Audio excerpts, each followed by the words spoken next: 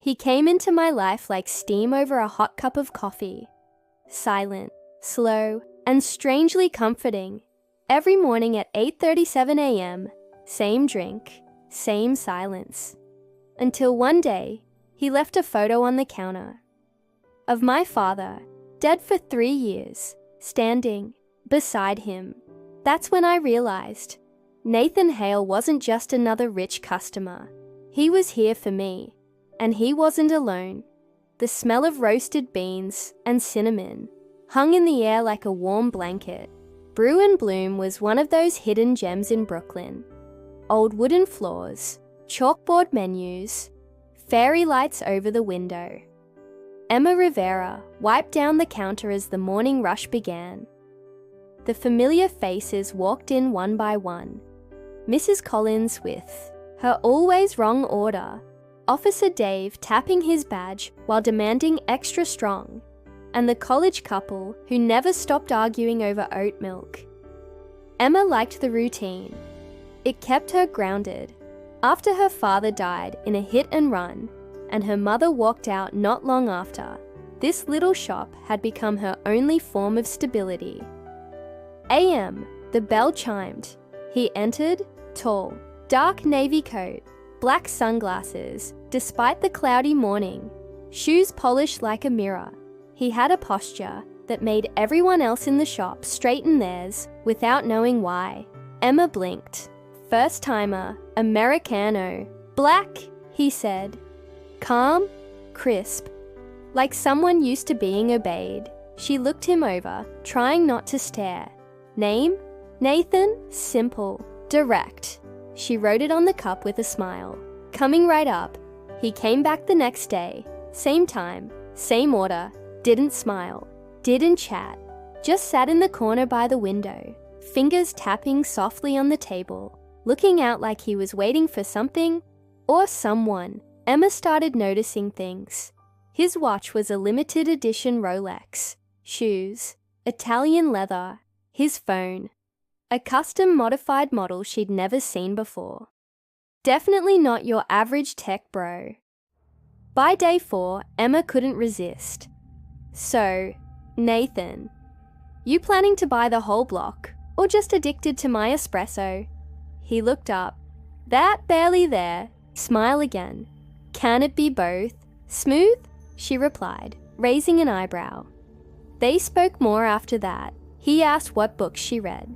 She lied and said Hemingway, but in truth, she was writing her own. Late at night, in a small apartment above a laundromat, she poured her heart into fiction. She was too scared to show anyone. One rainy afternoon, Nathan saw her scribbling in a notebook behind the counter during a lull.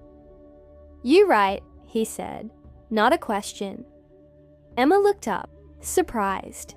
And you observe, I own businesses, he added, as if that explained everything. She smirked. Which kind? Ones that require me to stay off the radar. Spy? Hacker? Billionaire with a past? Sounds mysterious, she replied. It's not. Just complicated. That night, she searched him up. Nathan, New York, billionaire, Americano. It didn't take long. Nathan Hale, CEO and founder of Hale Tech Industries, a tech empire spanning biotech to defense contracts. Net worth? Over $6 billion. Rarely seen in public. No known family. Widowed. No kids. Reclusive. Emma stared at the Google image results, breath caught in her throat. That was him. No doubt. What was a man like that doing here? Buying $3 coffee every day from someone like her. The next morning, she served him without a word. But her mind spun like a carousel. 3 weeks into his routine visits, everything changed. It was past 9 p.m., just after closing time. Rain thudded against the glass. Emma was cleaning the espresso machine when the door creaked open. Nathan stood there. No coat, no sunglasses. Just eyes filled with something she couldn't name. Urgency. Payne, I need to talk to you, he said, walking up to the counter. Emma tensed.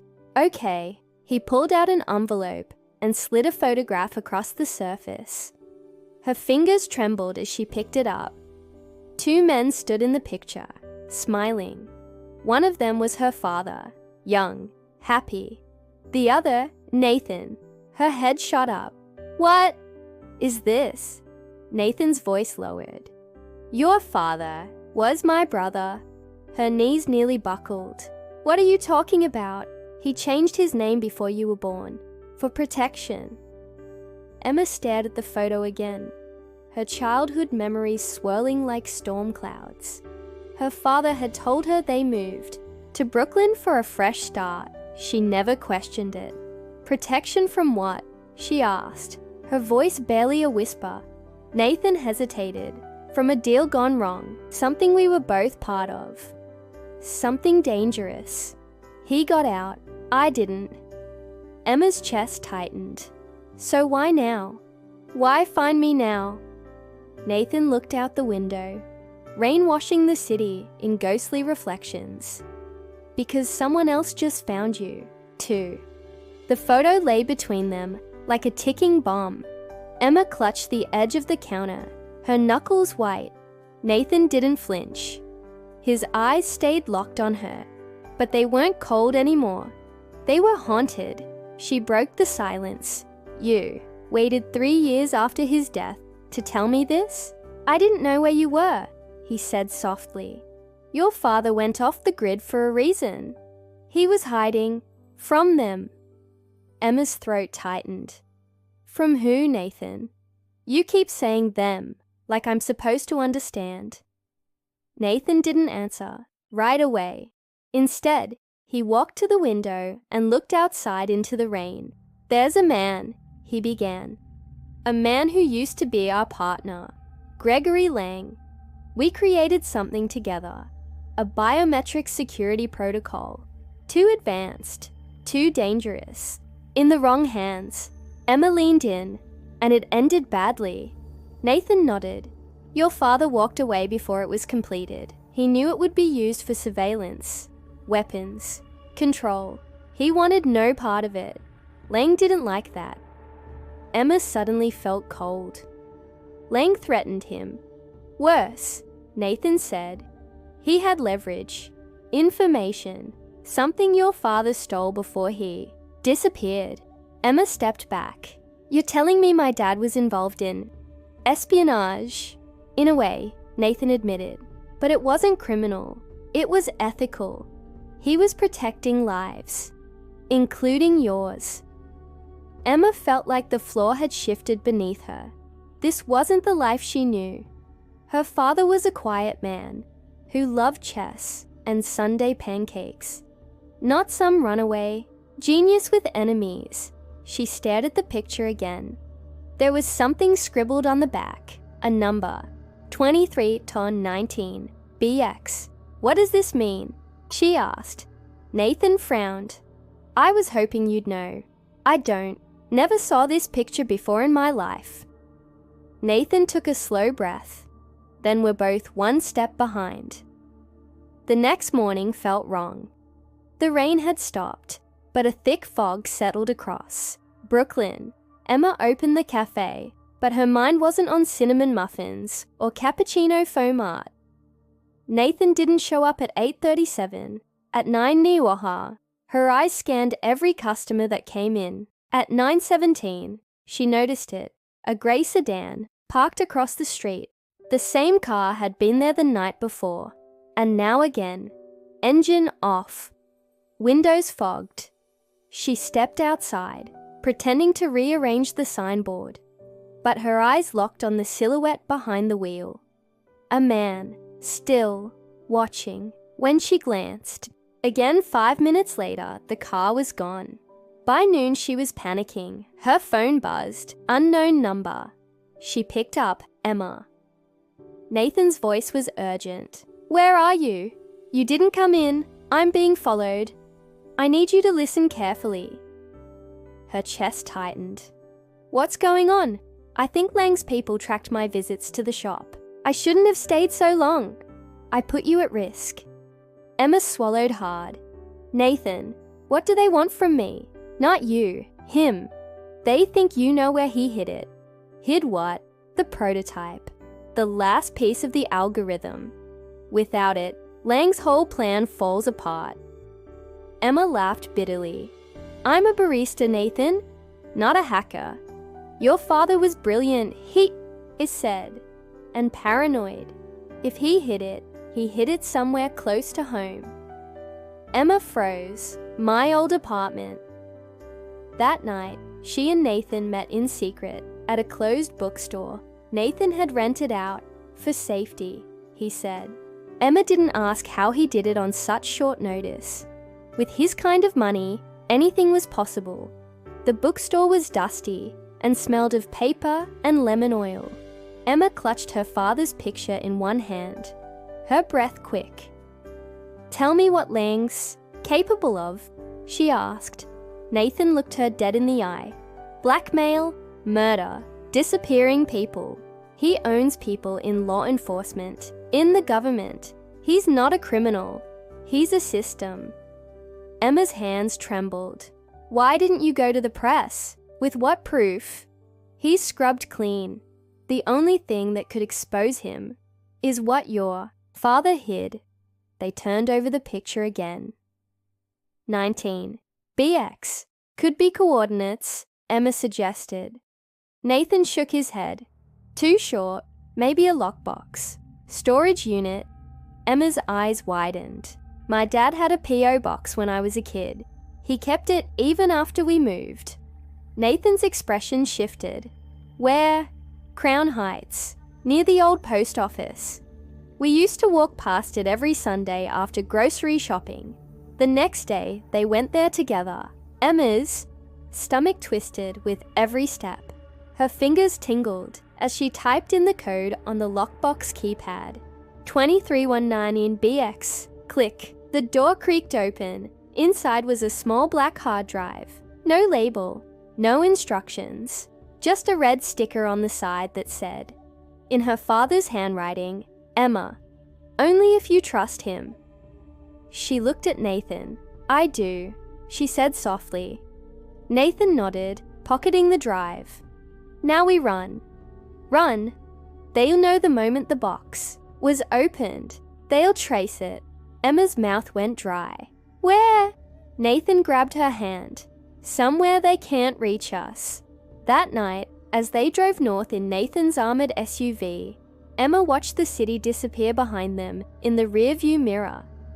Don't understand something, she whispered. What? If you were part of this, why didn't you stop Lang yourself? Nathan hesitated. Because I helped create the problem. I thought I could fix it from the inside. But people I cared about kept disappearing. Like your wife? He nodded slowly. She found out. Tried to warn the press. They said it was an accident. Emma stared at him. You've been alone ever since. He didn't reply, but the silence said enough. She reached over, her fingers brushing his. You're not alone now. He looked at her, stormy eyes, soft for the first time. And for the first time in days, they both breathed. The wind howled outside the mountain cabin, like a warning. Nathan's SUV was hidden behind trees, camouflaged under a tarp. The cabin was one of his lesser-known properties. Off-grid, no security cameras, no digital footprint. Not even his board of directors knew it existed. Emma paced near the fireplace, clutching the hard drive like it was alive. I can't believe my father made this and never told me anything. He wanted to protect you, Nathan said, checking the satellite jammer by the door. If Lang ever suspected you had knowledge of the prototype, you'd be a target. Emma sank into the worn-out couch, brushing her fingers over the drive. What do we do with it? Nathan plugged it into his encrypted laptop. A black screen appeared. Then, welcome Emma. Her heart skipped. She hadn't typed anything. A line of code followed. Enter passphrase. Only what cannot be seen. Emma frowned. That's cryptic. Nathan leaned closer. Sounds like a riddle. Only what cannot be seen. What does that mean to you? She blinked, then whispered, love. He looked at her. Her eyes met his. My dad used to say that all the time. When I asked what he loved most in the world, he'd say, what cannot be seen? I thought he meant memories. Nathan typed it in. Love. The screen went dark. Then a file loaded. Project Reclaim. Final keys. Encrypted binary. Thousands of lines. Nathan stared in silence. This is it. The master key to unlock and erase the algorithm from Lang's servers. Emma exhaled. So we end it now. No, not yet. Nathan said.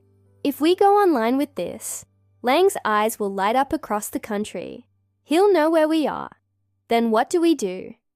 Nathan clicked open a folder titled Failsafes. Inside were 3 names. One of them was Emma's. Emma stepped outside to breathe.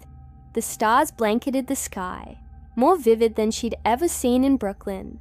Cold air burned her lungs, but it was grounding. Footsteps. She turned quickly, but it was Nathan. Can't sleep? No, she said. Too much truth in one day. He handed her a blanket. You handled it better than I did. She laughed softly. You're like a billionaire ninja. I'm just a girl who pours lattes. Nathan looked at her with that deep, unreadable expression. You're a girl who stayed strong after losing her father, who kept dreaming while cleaning tables, who didn't run when the truth came crashing in. Emma's eyes filled. You make it sound heroic. It is. The space between them shrank. He reached out gently, brushing her hair behind her ear, and then, for a single moment, the danger, the secrets, the shadows fell away. Their lips met, not desperate, not rushed, just real. But peace never lasts. A loud pop echoed in the woods. Emma jolted. Nathan's eyes narrowed. He motioned silently, finger to lips, then grabbed a compact pistol from under his jacket. Another sound, crunching leaves. 2, shadows moving. Nathan whispered, back door. Now. They slipped out, hearts pounding. Behind the cabin, Emma spotted flashlights cutting through the trees. Who are they? She hissed. Not Lang, Nathan said. Not yet. These are scouts. Mercs. Paid watchers. Emma's mind raced.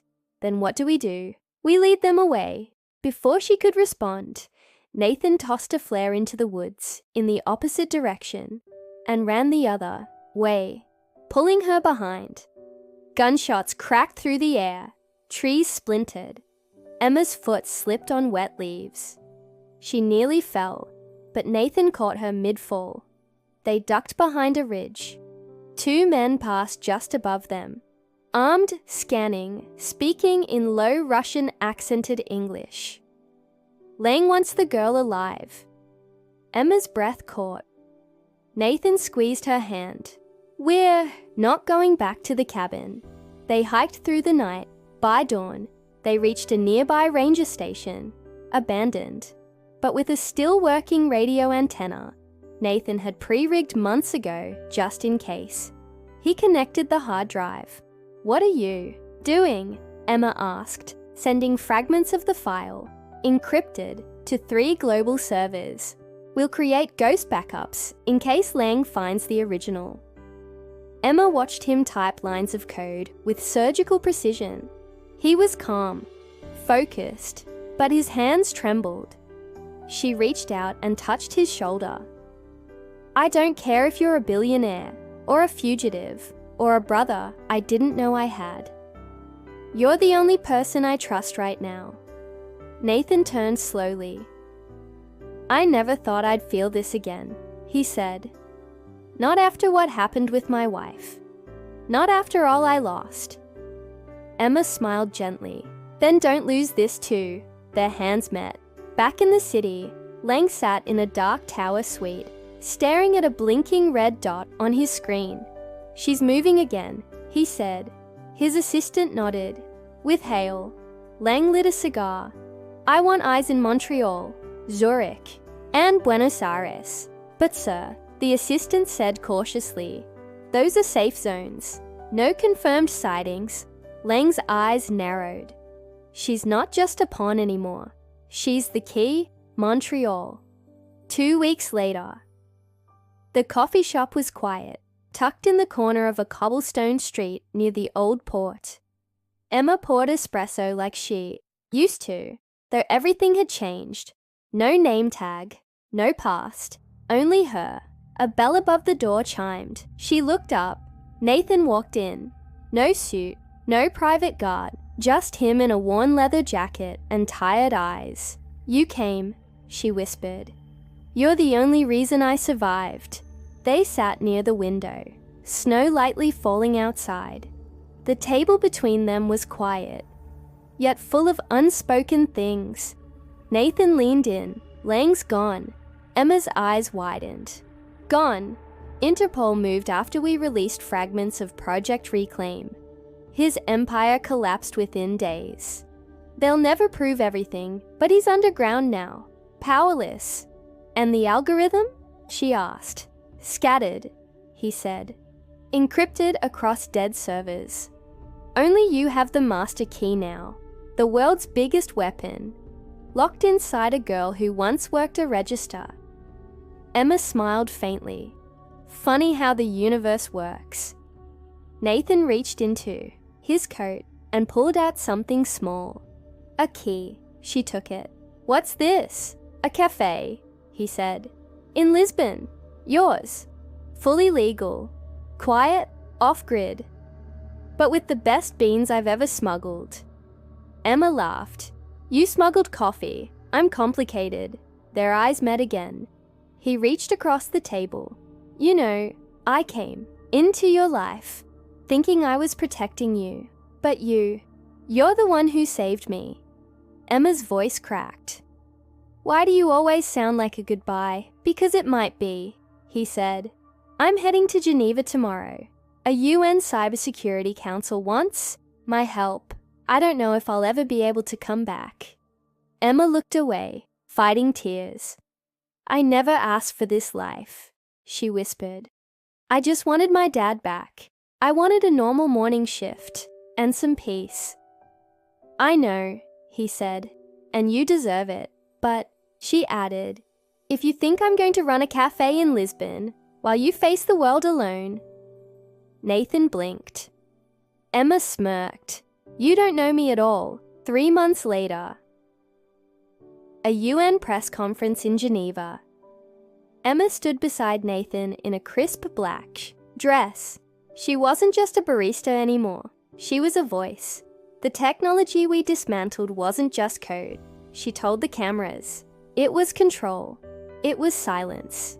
We turned it into something else. We turned it into choice. The room applauded as they exited the stage. Nathan squeezed her hand. "You killed it," Emma smiled. "So, Lisbon tomorrow." Nathan paused. "I've been thinking," he said. "Maybe it's time I take a break. Help someone open a real cafe for once." Emma beamed. "You sure?" He nodded. "Only if there's a mocha named after me." She laughed. "Only if there's one named the girl behind the counter." Later that night, in their hotel room, Emma sat by the window, watching the city lights. Nathan came up behind her, wrapped his arms around her, and whispered, "Do you ever miss it? The cafe?" she asked. "No, the girl you used to be." Emma thought for a moment, then softly said, "She never left.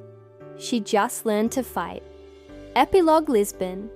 A year later, a quiet street, a small cafe, a sign above the door, the last brew inside. The air smelled of cinnamon and roasted dreams. A young girl approached the counter shyly. Do you have a drink that makes you brave?" Emma leaned down and smiled. "I do." But you have to promise something. The girl blinked. What? Emma winked. That you never stop asking questions. She turned to Nathan, who was adjusting beans behind the bar. Their eyes met. No words were needed, because they both knew love can't be seen, but it can be brewed.